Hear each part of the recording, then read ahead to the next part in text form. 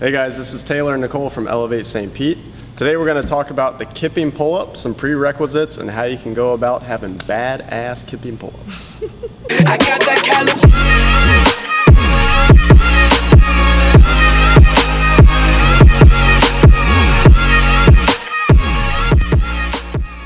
Before you get into kipping pull-ups, it's really important that you start with strict pull-ups first. So if you haven't watched our previous video on pull-up progressions, I would start there, make sure you have those intact before trying the kipping pull-up.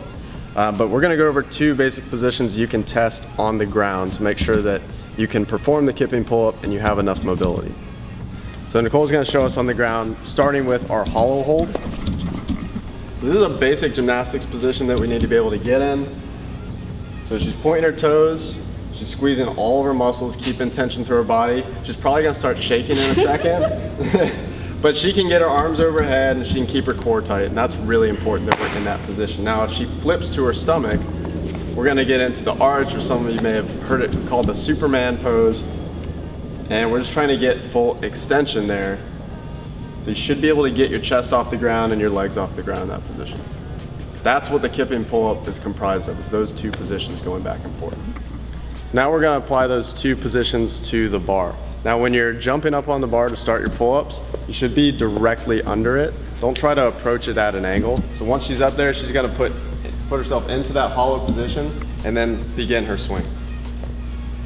Now when you're practicing the swing, you should be balanced through a neutral plane. So if there's a plane just going straight down from that pull-up bar, you'll see her body's balanced in front and behind. So whether her legs are behind, her torso's in front, or the opposite, that's how you keep that kip going without swinging all over the place.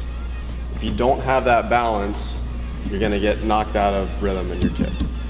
So the next thing we're gonna do is add the hips to it so that you can actually do a kipping pull-up, and we'll just start with 1 pull-up. So we're just gonna start with a short swing and then we'll go into a pull-up.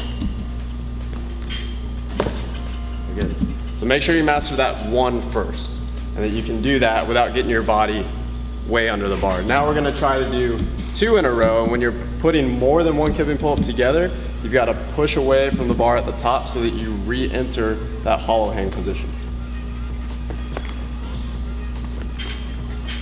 So as soon as she gets her chin above the bar, she's gonna push back into hollow. That's really important. If you drop straight down, again, it's gonna upset that rhythm.